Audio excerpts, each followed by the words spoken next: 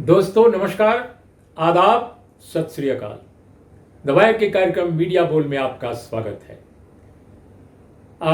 आज दोस्तों मुझे अपने बहुत ही श्रद्धेय प्रोफेसर रघुवंश की याद आ रही है। रघुवंश जी अब इस दुनिया में नहीं हैं। वो इलाहाबाद यूनिवर्सिटी में हेड ऑफ डिपार्टमेंट थे हिंदी भाषा साहित्य के, और उसके पहले वो लंबे समय तक प्रोफेसर वहाँ रहे। जिन दिनों भारत में इमरजेंसी लगी उन दिनों वह प्रोफेसर थे। प्रोफेसर रघुवंश को जानने वाले इस देश में बहुत सारे लोग हैं, असंख्य लोग। उनकी किताबें तमाम यूनिवर्सिटीज़ में बाहर भी लोग पढ़ते और देखते हैं। प्रोफेसर रघुवंश शुरू से ही अपने जीवन के वह दिव्यांग थे। आजकल दिव्यांग भाषा का इस्तेमाल होता है, उन दिनों विकलांगता या विकलांग कहा जाता था। वो हाथ से लिख भी नहीं पाते थे, वो अपने पैरों के 2 उंगलियों में पेन दबाकर लिखा करते थे। कितनी साधना रही होगी उनकी पढ़ाई लिखाई। लेकिन जब इमरजेंसी आई तो प्रोफेसर रघुवंश को गिरफ्तार कर लिया गया और कई महीने तक वो जेल में रहे। और प्रोफेसर रघुवंश को जो गिरफ्तार किया गया वो ये इल्जाम लगाया गया कि वो एक बिजली के खंभे पर चढ़कर और बिजली के तार को तोड़ रहे थे, या तार को वो कुछ उसमें खुरापात कर रहे थे जिससे कि अंधेरा हो जाए पूरे शहर में। ये आरोप उन पर लगाया गया था। बहुत ही गंभीर आरोप था, शांति व्यवस्था अमन चैन को नष्ट करने का। ये पूरे देश में इसकी खबर छपी। उन दिनों प्रोफेसर हजारी प्रसाद द्विवेदी, जो देश के बहुत जाने माने विद्वान संस्कृति के साहित्य के रहे हैं, उन्होंने मिसेस गांधी को फोन किया या संदेश भेजा कि भाई ये कौन सी आपकी इमरजेंसी है कि एक प्रोफेसर जो गांधीवादी है, जो समाजवादी है, और वो इसलिए गिरफ्तार कर लिया जाता है कि वो आपसे असहमति जाहिर करता है, वो विकलांग है, वो शरीर से उसका शरीर काम नहीं करता, और कितनी मेहनत से वो जीवन में पढ़ाई लिखाई किया, इतना विद्वान बना, और आपने उनको गिरफ्तार कर लिया। बहरहाल इमीडिएटली उनको छोड़ दिया गया कुछ ही दिनों के अंदर, और फिर वो आ गए। लेकिन वो विनम्रतापूर्वक असहमति जताते रहे इमरजेंसी से। तो हमारी प्रोफेसर रघुवंश की याद इसलिए आई कि इन दिनों तमाम प्रोफेसर्स जेल में बंद किए जा रहे हैं, और बहुत सारे प्रोफेसर्स को, बहुत सारे इंटेलेक्चुअल्स को, बहुत सारे पत्रकारों को, बहुत सारे बुद्धिजीवियों को, बहुत सारे वकीलों को तमाम तरह की नोटिसेज दी जा रही हैं, तमाम तरह के एफआईआर दर्ज किए जा रहे हैं उनके खिलाफ, या उनसे लंबी लंबी पूछताछ की जा रही है, उनके फोन तक जब्त किए जा रहे हैं। तो ये अद्भुत दौर है। तो इसीलिए मुझे आज डॉक्टर रघुवंश की याद आ गई। लेकिन दोस्तों, आज हम कार्यक्रम 2 विषयों पर कर रहे हैं। एक तो इस विषय पर जिसका जिक्र हमने संक्षेप में किया, और दूसरा कि हमारे मीडिया में सुशांत सिंह राजपूत, जिनकी बहुत दुखद मौत हुई। अब उस समय कहा गया कि वो आत्महत्या थी। अब कहा जा रहा है, बहुत सारे लोग कह रहे हैं कि एक वर्जन आ रहा है उनके परिवार वालों का कि संभवतः यह आत्महत्या नहीं है, और हत्या का अंदेशा जाहिर किया जा रहा है। इसको लेकर एक बवाल सा मचा हुआ है, और शुरू में तो नहीं लगा कि इतना बड़ा बवाल होगा, लेकिन इस वक्त देश में एक भूचाल सा आया हुआ है। खासकर अगर टेलीविजन को आप देखना शुरू कर दें, और टेलीविजन पर इस समय कोरोना से लेकर और बाढ़ तक जितनी बड़ी विभीषिकाएं इस देश की हैं, बेकारी, बेरोजगारी, तबाही, उनकी खबरें उतनी ज्यादा नहीं है जितनी कि सुशांत सिंह राजपूत की खबरें आती हैं। मैं सुशांत सिंह राजपूत के प्रसंग में जो खबरें आ रही हैं उन पर मुझे कोई आपत्ति नहीं है, कोई उससे असहमति नहीं है। लेकिन क्या ये जो प्रपोर्शन है, क्या ये जो पैमाना है, ये सही है? क्या ये वाजिब है? क्यों ऐसा है? हम इन्हीं 2 विषयों पर आज बात करेंगे। तो सबसे पहले हम बात करेंगे आशुतोष, जो लंबे समय तक टेलीविजन चैनल में IBN 7 में एडिटर इन चीफ रहे हैं, और साथ में इन दिनों सत्य हिंदी के संपादक हैं। आशुतोष, पहला सवाल मेरा सुशांत सिंह राजपूत की आत्महत्या या हत्या, जो भी आप कहिए, उसके मीडिया कवरेज पर है। क्या आपको लगता है कि कोरोना के इस दौर में, बेकारी, महामारी, बाढ़, विभीषिका उसकी है, इस दौर में ये जो खबर आ रही है और लगातार सुबह से शाम तक, रात तक चलती रहती है टेलीविजन चैनलों पर, हम इस घटना को महत्वपूर्ण मानते हैं। लेकिन जिस तरह से इस घटना में इन्वॉल्वमेंट, बहुत सारे शक्तियों का, बहुत सारे फैक्टर्स इसमें इन्वॉल्व हैं, क्या आपको लगता है कि ये बहुत स्वाभाविक है इस तरह का कवरेज, जो पुलिस अभी तक पड़ताल के बाद जाहिर नहीं कर रही है, मीडिया में पहले हुआ जा रहा है? तो कैसे आप इसको देखते हैं और क्या आपकी ओपिनियन है? जी उर्मिलेश जी, देखिए आपका जो सवाल है वो अपने आप में काफ़ी महत्वपूर्ण सवाल है और इस सवाल के दो पहलू हैं। पहला पहलू तो ये है कि कोरोना काल के समय में सुशांत सिंह राजपूत के बारे में इतनी व्यापक कवरेज की जानी चाहिए या नहीं की जानी चाहिए। यह अपने आप में बहुत ही सब्जेक्टिव सवाल है और ये एडिटोरियल का या एडिटर का अपना एक बुनियादी अधिकार होता है कि वो किस खबर को किस वक्त चलाए, किस वक्त ना चलाए। दूसरा इसका पहलू है कि जो सुशांत सिंह राजपूत को लेकर जो टीवी चैनल्स के अंदर जो कवरेज हुई है, वो कवरेज किस नज़रिए से देखी जानी चाहिए। मेरा अपना मानना यह है कि कोरोना काल के समय में जो सुशांत सिंह राजपूत की जो कहानी है वो अपने आप में वैलिड कहानी है। एक फिल्म स्टार है और वो अपकमिंग फिल्म स्टार है। उस फिल्म में वो फिल्म स्टार आत्महत्या कर लेता है। आत्महत्या करने के बाद उसके परिवार वाले तमाम तरीके के आरोप लगाते हैं और फिर उस पूरे मामले में राज्य सरकारें जुड़ जाती हैं, सीबीआई का मामला आ जाता है, बिहार की सरकार जुड़ जाती है, बिहार के मुख्यमंत्री उसमें अलग तरीके की बात करते हैं, महाराष्ट्र के मुख्यमंत्री अलग तरीके की बातें करते हैं, महाराष्ट्र की सरकार, महाराष्ट्र की पुलिस उसकी जांच करती है, बिहार की सरकार उसकी जांच करने लगती है, उसमें इन्फोर्समेंट डायरेक्टरेट लग जाता है। तो जाहिर सी बात है ये अपने आप में एक स्टोरी थी जिसकी कवरेज होनी चाहिए। अब इसका दूसरा पहलू यह है कि क्या जिस तरह से कवरेज की जा रही है क्या उस तरीके से कवरेज होनी चाहिए। मेरा अपना मानना यह है कि कवरेज एग्जैजरेटेड है और एक खास तरीके से इस कवरेज की गई। खासतौर पर जो अंग्रेजी टेलीविजन चैनल्स हैं उनका एकमात्र मकसद इस पूरी कवरेज के दौरान था वो ये था कि किस तरीके से महाराष्ट्र की पुलिस को डिस्क्रेडिट किया जाए और किस तरीके से ये साबित करने का प्रयास किया जाए कि महाराष्ट्र की सरकार नहीं चाहती कि सुशांत सिंह राजपूत की जो आत्महत्या हुई है उसका या उसकी जो मौत हुई है उसका पूरा रहस्य सामने आए। और इसमें कई तरीके की कहानियां, कई तरीके की अंतरकथाएं इसमें गुथित करने का प्रयास किया गया है। मुझे लगता है कि ये इसका सबसे दिलचस्प पहलू है। कभी किसी टीवी चैनल ने जानने की कोशिश नहीं की कि जब हत्या महाराष्ट्र में हुई, मुंबई में हुई, तो उसका ज्यूरिसडिक्शन जो है वो बिहार सरकार के पास कैसे चला गया। और अगर बिहार सरकार वहाँ पे परिवार वाले अगर कंप्लेन भी करते हैं तो उनका पहला कर्तव्य यह है कि वो 0 FIR करके वो मुंबई पुलिस के पास भेज देते और मुंबई पुलिस उसको अपने मर्ज करके उस मामले की जांच करती। लेकिन बजाय इसके कि जिस तरीके से बिहार की पुलिस ने ये साबित करने की कोशिश की कि वो महाराष्ट्र या मुंबई की पुलिस से बेहतर है, वो हास्यास्पद था। वहाँ के डीजीपी साहब एक टीवी चैनल पर इंटरव्यू दे रहे थे और जिस तरीके की बयानबाजी कर रहे थे वो ऐसा लग रहा था जैसे वो विधानसभा का चुनाव लड़ने की तैयारी कर रहे हैं या वो अपने आका नीतीश कुमार को खुश करने की कोशिश कर रहे हैं या फिर उनके ऊपर कोई आका है जिसको खुश करने की कोशिश कर रहे हैं और इसकी कोई पड़ताल टीवी चैनल्स के अंदर नहीं हुई। तो पहली पड़ताल यह होनी चाहिए कि आत्महत्या हुई है, एक स्टार की हुई, तो जाहिर सी बात है इन्वेस्टिगेट होना चाहिए और सारे तथ्य सामने आने चाहिए। दूसरी, इस बात की पड़ताल होनी चाहिए कि बिहार सरकार अचानक इसमें क्यों दिलचस्पी लेने लगी, इसकी कोई पड़ताल नहीं हुई। तीसरी, कि आखिर में सेंट्रल गवर्नमेंट को सुप्रीम कोर्ट में जाके कहता है कि वो भी इस पूरे मामले में कंप्लीट करेंगे, तो सेंट्रल गवर्नमेंट किसमें क्या दिलचस्पी। तो ये ऐसे तथ्य थे जिनकी पड़ताल नहीं की गई और पड़ताल की एकमात्र जो कोशिश थी किस तरीके से महाराष्ट्र की सरकार को डिस्क्रेडिट किया जाए और जो सुशांत सिंह राजपूत की जो पार्टनर थी, उनकी महिला मित्र थी, उनके ऊपर कीचड़ उछाला जाए और इस तरीके का संदेह का बादल खड़ा किया जाए कहीं वो तो उनकी मौत के लिए जिम्मेदार है। मुझे लगता है ये दुखदाई था और ये ऐसा नहीं होना चाहिए था, लेकिन ऐसा हुआ। आशुतोष, दूसरा जो मैं आपसे समझना चाहता हूं कि दिल्ली के जो दंगे जो हम सब जानते हैं कि बहुत ही दुर्भाग्यजनक थे और जिनमें लोगों की मौतें हुई, हज़ारों लोग बर्बाद हुए, उनके घर बार बर्बाद हुए, मौतों की संख्या भी काफ़ी थी। अब उसको लेकर भी अलग अलग आंकड़े हैं, लेकिन ये निस्संदेह कहा जा सकता है कि सैकड़ों हज़ारों लोग घर बार से वंचित हो गए, बहुत सारे लोग विस्थापित हो गए।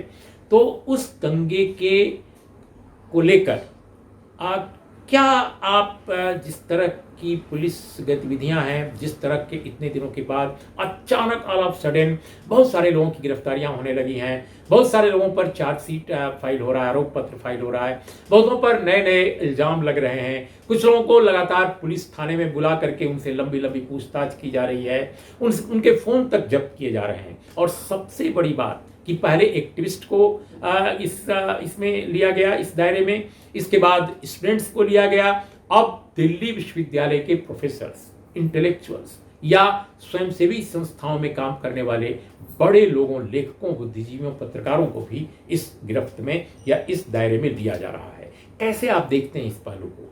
अब आपका एक दूसरा सवाल है उर्मिलेश जी, सवाल ये है कि दिल्ली दंगों के संदर्भ में, तो दिल्ली दंगों के संदर्भ में जिस तरीके से पुलिस की भूमिका रही है यह हर आदमी जानता है। उस संदर्भ में जो भारतीय जनता पार्टी के और सरकार से जुड़े हुए कुछ नेताओं की जो बयानबाजियां रही हैं वो जनता के सामने है। तो ऐसे में पुलिस की भूमिका पूरी तरीके से निष्पक्ष हो ये बात समझ में नहीं आती है, वो निष्पक्ष नहीं हो सकती है। आपको याद होगा कि एक एक्यूज्ड है इस मामले में जिनको अदालत के सामने पेश किया गया, तब वहाँ की सेशंस कोर्ट ने ये कहा था कि पूरी की पूरी जांच एक तरफा दिखाई पड़ रही है और ऐसा लग रहा है जैसे कि एक दूसरे पक्ष की जांच नहीं हो रही। दंगों में दोनों पक्षों की जांच होनी चाहिए, ये अदालत का कहना है। तो अदालत के कहने के बाद ये सवाल जरूर उठेगा कि दिल्ली दंगों की जो भूमिका है या उसमें जो पुलिस की भूमिका है, उसमें जो दंगाइयों की भूमिका है, क्या उसकी निष्पक्ष जांच हो पाएगी, जांच नहीं हो पाएगी। तो इस संदर्भ में अगर आप ये देखते हैं कि दिल्ली यूनिवर्सिटी के प्रोफेसर अपूर्वानंद या फिर आरजेडी के जो सांसद महोदय हैं मनोज कुमार झा, या अब जिस तरीके से इनका एक टंडन जी का नाम आया है, तो वो एक सवाल जरूर अपने आप में खड़ा करता है कि आखिर में ये इनकी भूमिका क्या है और प्रशांत टंडन इनकी भूमिका क्या है, ये एक सवाल है। मीडिया को इस सवाल को इन्वेस्टिगेट करना चाहिए, ये पता करने की कोशिश करनी चाहिए कि भाई इनके ऊपर जो आरोप लगाए जा रहे हैं वो सच है या झूठ है, इन्वेस्टिगेशन होना चाहिए। लेकिन जो कवरेज इस वक्त दिखाई पड़ रही है उस कवरेज में ऐसा स्पष्ट तौर पर नजर आ रहा है जैसे कि वो कवरेज एक तरफा है, यानी जो कुछ भी दिल्ली पुलिस कह रही है उसको उस संदर्भ में और उसकी बातों को गॉस्पेल ट्रुथ के तौर पर वो लेने की कोशिश कर रहे हैं। उसमें जो कपिल मिश्रा हैं उनकी भूमिका की जांच के बारे में बातचीत नहीं हो रही है, उसमें जो अनुराग ठाकुर है उनकी भूमिका की जांच के बारे में बातचीत नहीं हो रही, पुलिस उसमें एफआईआर क्यों नहीं दर्ज कर रही है, और खुद पुलिस की अपनी भूमिका इस पूरे मसले में किस तरीके से, इसकी भी जांच पड़ताल नहीं हो रही है। तो मुझे लगता है कि मीडिया को जो भूमिका दंगों के दौरान और दंगों के बाद के इन्वेस्टिगेशन पर जिस तरीके से अपनी भूमिका को निभाना चाहिए था वो उसमें अपने आप में पूरी तरीके से नाकामयाब रहे हैं, और ये एक दुर्भाग्यपूर्ण पहलू है और एक खास नैरेटिव को आगे बढ़ाने की कोशिश कर रहे हैं। आशुतोष, हम सबसे एक महत्वपूर्ण बात जो आपसे जानना चाहते हैं बिल्कुल संक्षेप में कि जिस तरह प्रोफेसर अपूर्वानंद को और प्रशांत टंडन को भी, एक वरिष्ठ पत्रकार हैं, उनसे भी, इन दोनों लोगों से 1 से 5 घंटे, एक से सुना है कि 7-8 घंटे लंबी बातचीत हुई, पूछताछ हुई पुलिस थाने में बुलाकर, और उनके शायद फोन भी जब्त कर लिए गए। तो हमारा ये आपसे जानना है कि अपूर्वानंद के मामले में ये कहा जा रहा है कि उनके खिलाफ किसी एक महिला ने जो बयान दिया है वो उनके खिलाफ बहुत कारगर एक प्रमाण है कि वो दंगों में उनकी इन्वॉल्वमेंट रही है। और पहली बात तो ये है कि जो मैंने डॉक्टर रघुवंश की कहानी आपको सुनाई, जो हमारे प्रोफेसर थे और इमरजेंसी में गिरफ्तार किए गए थे, हम बिल्कुल हूबहू जोड़ नहीं रहे हैं, लेकिन इस वक्त जिस तरह से आनंद तुलतुमड़े का पहले हुआ, आपने देखा है गौतम नवलखा का देखा है भीमा कोरेगांव में, तो ये सारी जो कहानियां सामने आ रही हैं, क्या आपको लगता है कि अब जो एक टेलीविजन चैनलों पर पहले जो कहानी आ जा रही है, मैंने देखा कि एक अंग्रेजी चैनल ने पहले कहानी गढ़ी, इसके बाद फिर एक हिंदी चैनल में, और बार बार ये बताया गया कि उनके खिलाफ ये प्रमाण है, वो प्रमाण है।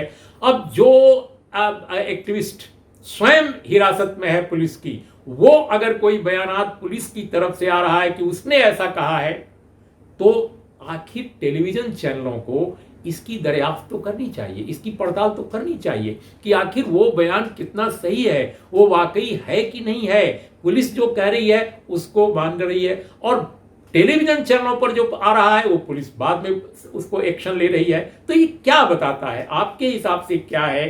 जी, आपका जो तीसरा सवाल है और जो प्रोफेसर अपूर्वानंद और प्रशांत टंडन के मुतल्लिक जो सवाल है, मैं दर्शकों को इस सवाल का जवाब देने के पहले मैं स्पष्ट कर देना चाहता हूं कि प्रोफेसर अपूर्वानंद वो सत्यहिंदी.com, जिसका मैं सह संस्थापक हूं, उसमें रेगुलर कॉलम लिखते हैं, और इन दिनों वो जो हैं उन्होंने प्रेमचंद पे एक लंबी सीरीज लिखी है, और वो मेरे व्यक्तिगत मित्र भी हैं।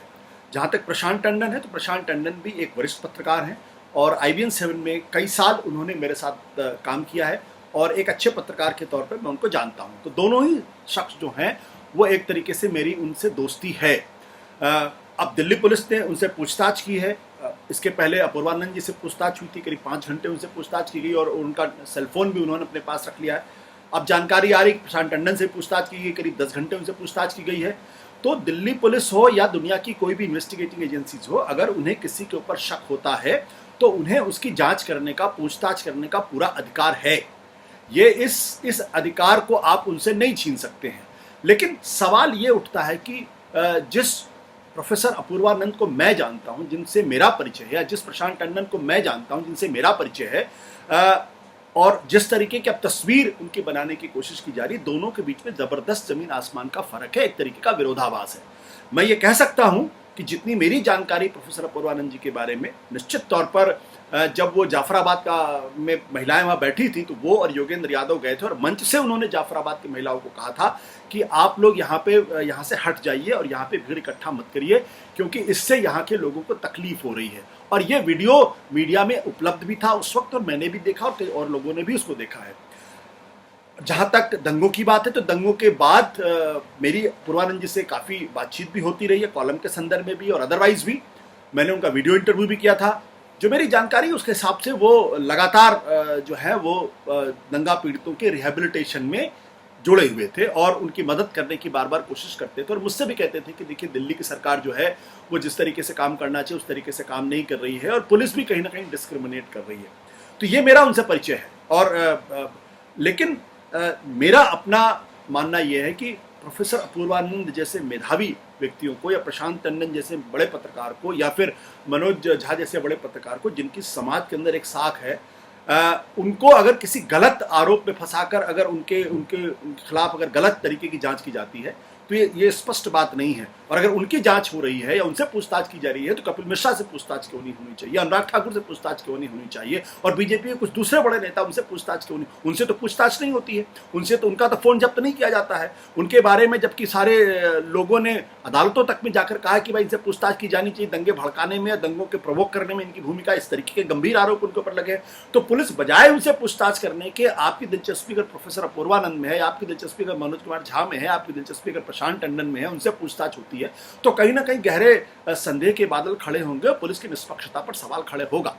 यहां मैं जरूर कहना चाहूंगा कि कानून को अपना काम करना चाहिए, लेकिन कानून अपना काम तब बेहतर तरीके से करेगा जब उसके करने पर शक नहीं हो। जिसे कहते हैं ना, seizures wife should be above suspicion. तो वो पंच परमेश्वर की भूमिका में पुलिस होती है, इन्वेस्टिगेशन होती है, तो उनको न केवल न्याय करना चाहिए, न केवल इन्वेस्टिगेशन करना चाहिए, बल्कि न्यायपूर्वक, ईमानदारी के साथ, गरिमा के साथ इन्वेस्टिगेशन करते हुए दिखना भी चाहिए।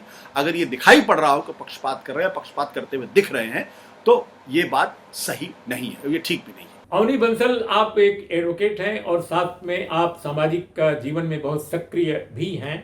हम आपसे समझना चाहते हैं कि टेलीविज़न चैनलों पर जो आप देखती हैं कि सुशांत सिंह राजपूत प्रकरण की इतनी ज़बरदस्त कवरेज जो है, उसमें आपको एक एडवोकेट के नाते आपको क्या लगता है कि क्या ये एक कई मामलों में कई व्यक्तियों का, कई जो इसमें किरदार हैं, कई जो पात्र हैं, क्या ऐसा लगता है कि कहीं ना कहीं एक मीडिया ट्रायल जैसी स्थिति है कि पहले ही बहुत सारी चीज़ें तय कर ली जा रही हैं, उनका कवरेज हो रहा है और इसमें ये बहुत सारे राज्य सरकार के लोग, बहुत सारे शासकीय संस्थाओं के लोग इन्वॉल्व हैं और उनके हवाले बहुत सारी चीज़ें आ रही हैं जिनकी पुष्टि, जिनका प्रमाण अभी तक मीडिया नहीं पेश कर रहा है। उर्मिलेश जी, सुशांत सिंह राजपूत का निधन की जब खबर आई तो उसने हम सभी भारतवासियों को बहुत आघात पहुंचाया। बिल्कुल ही सरप्राइजिंग था, अनहर्ड ऑफ था, और उन्होंने एक कलाकार के रूप में जितना अच्छा काम किया है, कहीं ना कहीं लोगों के दिलों को वो छू गए थे। तो जब अचानक ही उनकी आकस्मिक मृत्यु की खबर आई तो लोगों को भारतवर्ष में, पूरे भारत में इमोशनल होना, एक अटैचमेंट फील होना और उसके साथ साथ ही काफ़ी बुरा महसूस होना बहुत लाजमी था। इस मामले में कोई दो राय नहीं है कि इन्वेस्टिगेशन की बहुत आवश्यकता है और ये सच जानना आवश्यक है कि सुशांत सिंह राजपूत की मौत किस प्रकार से हुई। लेकिन मीडिया ने इस मामले को जिस प्रकार से तोड़ा है, मरोड़ा है, जिस प्रकार से इस मामले की कवरेज की है, ये साफ दर्शाता है कि किस प्रकार से आज की मीडिया जो है वो लोगों की भावनाओं के साथ कहीं ना कहीं खेलने का प्रयास कर रही है, क्योंकि हम जानते हैं कि लोग सुशांत सिंह राजपूत के बारे में जानना चाहते हैं, तो मीडिया अलग अलग अपनी थ्योरीज जो है उसको सामने ला रहा है। और कहीं ना कहीं जो मेन मुद्दे हैं कि जैसे मेंटल हेल्थ को लेकर अवेयरनेस, इस पे कोई बातचीत ना करके कहीं ना कहीं रिया चक्रवर्ती का जिस प्रकार से मीडिया ट्रायल किया जा रहा है, ये बहुत ही अनफॉर्चुनेट है। अच्छा, इसी के साथ मीडिया किन मुद्दों को तवज्जो देता है और किन मुद्दों को, जो जीवंत मुद्दे हैं, जिन मुद्दों पे चर्चा होना आवश्यक है, उन मुद्दों को हाथ भी नहीं लगा था, ये भी अपने आप में एक बहुत बड़ी स्टोरी है। जैसे बिहार में देखें तो बिहार के फ्लड्स की यदि बात करें, बिहार में इतनी समस्या है लेकिन उसकी बातचीत ही नहीं हो रही है। तो पूरा मीडिया कहीं ना कहीं जो सुशांत सिंह राजपूत के ऊपर जिस प्रकार से कवरेज कर रहा है, वो मेरे ख्याल से ये भी दर्शाता है कि जो मेन मुद्दे हैं, जैसे रोजगार का मुद्दा है, जैसे फ्लड्स का मुद्दा है, जैसे हमारे देश का कोरोना वायरस से जिस तरीके से हमने अभी तक डील किया है वो सक्सेसफुल हो रहा है या नहीं हो रहा है, किस प्रकार से नंबर अभी भी जो हैं वो कम नहीं होते नज़र आ रहे हैं, इन सारे चर्चाओं पर, इन सारे विषयों पर जो चर्चा होनी चाहिए उस पर ध्यान ना देकर कहीं ना कहीं मीडिया जो है वो एक सेंसेशनल मीडिया और कहीं ना कहीं एक इमोशनल मैनिपुलेशन का गेम खेल रही है, जो बहुत ही अनफॉर्चुनेट है। और अवनी, हम दूसरी जो बात आपसे पूछना चाहते हैं कि अपूर्वानंद, जो प्रोफेसर अपूर्वानंद जिनके बारे में कहा जा रहा है, जो कि हम सब जानते हैं कि एक जाने माने प्रोफेसर हैं, इंटेलेक्चुअल हैं, अपूर्वानंद के बारे में जिस तरह के हालात हैं, जिस तरह पुलिस उनको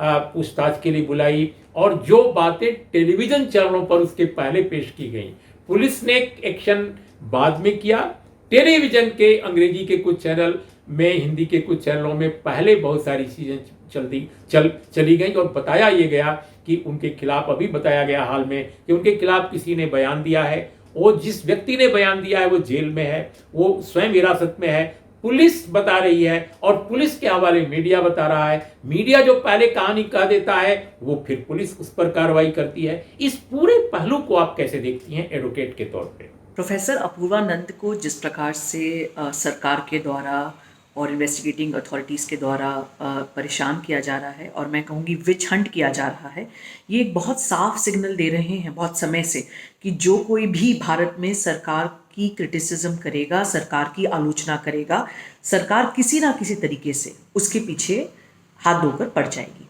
देखिए, हम जो न्यूज़ में पढ़ रहे हैं कि प्रोफेसर अपूर्वानंद के पिंजरा तोड़ ग्रुप के साथ संबंध है, तो पिंजरा तोड़ क्या कोई क्रिमिनल ऑर्गेनाइजेशन है?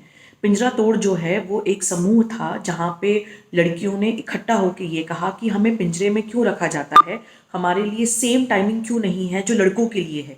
ये अपने आप में भारत में एक होम ग्रोन फेमिनिस्ट मूवमेंट की शुरुआत थी, लेकिन इसको इस प्रकार से एक रूप दे देना कि ये जैसे कोई टेररिस्ट आउटफिट हो, ये बहुत ही दुखद बात है और दुखद के साथ साथ चिंताजनक बात है। जिस प्रकार से ना सिर्फ प्रोफेसर अपूर्वानंद को लेकिन दिल्ली यूनिवर्सिटी के, जेएनयू के बाकी प्रोफेसर्स को पकड़ा जा रहा है।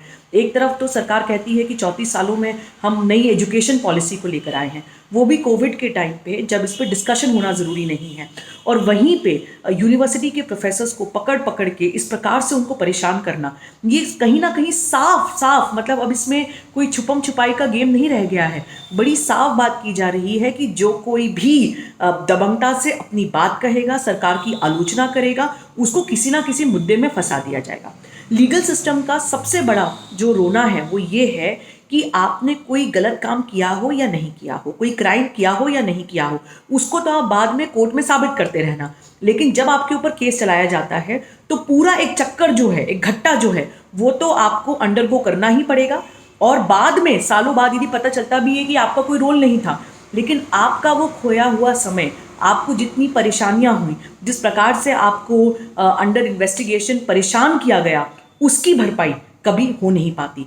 तो जो कोई भी आपके खिलाफ में आवाज़ उठा रहा है, बड़ी सरल बात है, उसको जो है उसके ऊपर एक केस लगा दीजिए और केस को चलने दीजिए। तो ये हमारे देश को अपने आप से पूछने की आवश्यकता है कि हम किस दोराहे पर आकर खड़े हो गए हैं, और वो गिने चुने लोग जो इतनी बड़ी मेजॉरिटेरियन सरकार के सामने अपनी बात रखने की दबंगता दिखाते हैं, क्या उनका हश्र इस प्रकार से होना चाहिए?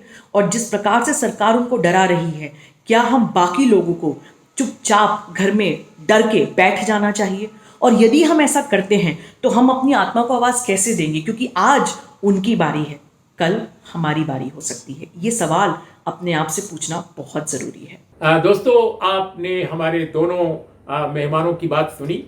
मैं समझता हूं कि इस पूरे प्रसंग पे दोनों पहलुओं पर जो राय सामने आई है, बहुत सारे लोगों की देश में इसी तरह की राय है, लेकिन इस राय से जुदा, इस राय से अलग लोगों की भी राय हो सकती है और वो जाहिर भी होती है। मेरा ये कहना है कि इस पर डिबेट और डिस्कशन जरूर होना चाहिए। इस पर सोचा जाना चाहिए कि वाकई ये जो दोनों पहलू जो हमारे मीडिया में सामने आ रहे हैं और जो बार बार जिस तरह से चीज़ें सामने आ रही हैं, क्या हम मीडिया ट्रायल, क्या हम बहुत सारी चीज़ें पहले से तय कहीं से हो रही हैं और उनको पेश किया जा रहा है, उनकी प्रस्तुति की जा रही है और बाद में हम देखते हैं कि बहुत सारी कार्रवाइयाँ हो रही हैं, लेकिन हम ये नहीं सोच रहे हैं कि सब कुछ एक पक्षीय क्यों हो रहा है। क्या कभी ये कोई सवाल उठा रहा है कि बहुत सारे लोग जो दिल्ली के दंगों में, जिनका नाम अमेरिका से जुकरबर्ग साहब ने भी ले लिया, लेकिन जिनके बारे में इंडियन जो मीडिया है उनका नाम नहीं लेना चाहता। बहुत सारे लोग पिस्तौल के साथ लोगों पर गोलियां चलाते देखे गए, पकड़े गए, उनके बारे में कोई नाम नहीं लेता। बहुत सारे लोग जिनके वीडियो वायरल हैं उनका कोई नाम नहीं लेता।